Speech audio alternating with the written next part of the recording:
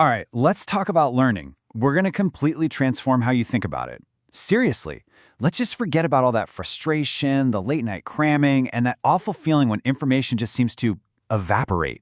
Today, we're swapping all that out for a powerful, science-backed process that actually makes knowledge stick. I mean, we've all been there, right? You spend hours, you pore over the books, you fill your brain right to the brim, and you walk into the test feeling, well, pretty good, actually. But then a week later, someone asks you about it, and it's just gone. A total blank. It really feels like your brain is just a leaky bucket. But here's the great news. That leaky bucket, it's not a flaw in your brain. It has nothing to do with how smart you are. It's all about the method you're using. See, the problem is that the most common ways we study are surprisingly some of the least effective. The solution is just to swap those old habits for strategies that work with your brain's natural wiring, not against it. So our first big move is to build a mental framework. And I love this subtitle, The Architect's Tools for Building Knowledge. It's the perfect way to think about it. Instead of just letting information wash over you, we're going to become the architect of our own understanding. We're going to use a blueprint to build something strong and lasting. And here they are, the architect's tools. This is our blueprint. It covers the whole process, from the moment you start a new topic to how you make sure that knowledge stays with you for good. We won't have time for every single one, so let's zoom in on a few of the real heavy hitters. So it all kicks off with the big picture. In cognitive science, this is called schema theory. Basically, your brain loves to organize things. It creates these little mental structures, or schemas. So let's say you're learning about biology. If you start by understanding the huge concept of evolution first, you've just built a massive mental scaffold. Now, every new detail, genetics, natural selection, it all has a place to hang. It's not just some random fact floating in space. And that leads us to another fantastic tool, analogies. Oh man, our brains are wired to love these. You know, a researcher named Deidre Gentner explained that they work by mapping something new and complicated onto something we already get.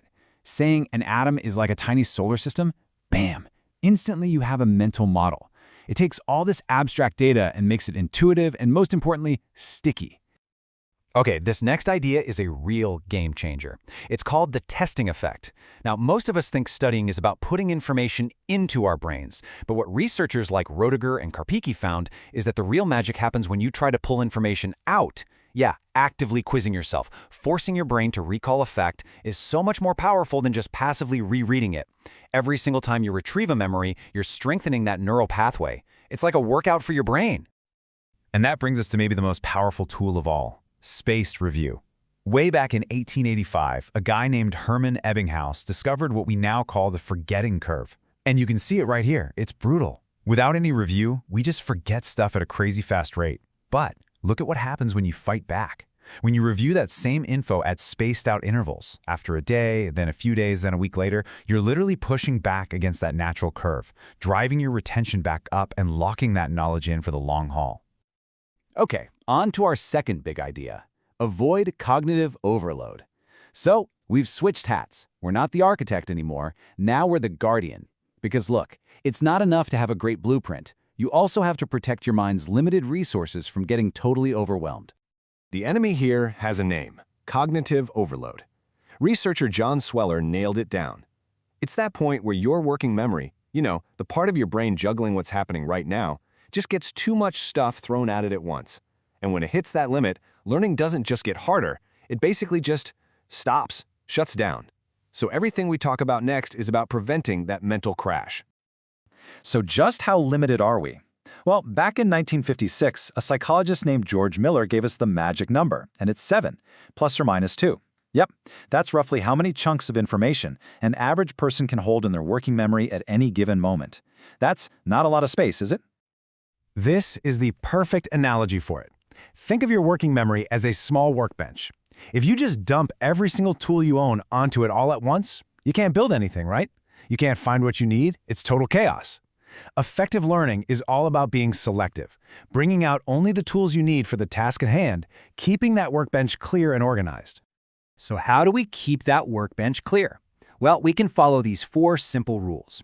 You can prime your brain by skimming material beforehand. You can learn the key terms first, then go deep.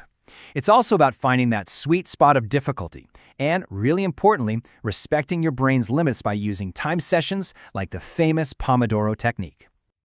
Okay, let's bring it all home. This is your learning playbook. We've gone on a journey here, from frustration to framework. We started with that leaky brain feeling, and now we've built a solid, science-backed approach to making what you learn actually stick. So here it is, what it all boils down to, your new playbook. Number 1, be the architect. Always start with the big picture. Number 2, be the guardian. Actively protect your focus from cognitive overload. And the 2 crucial actions that support all this?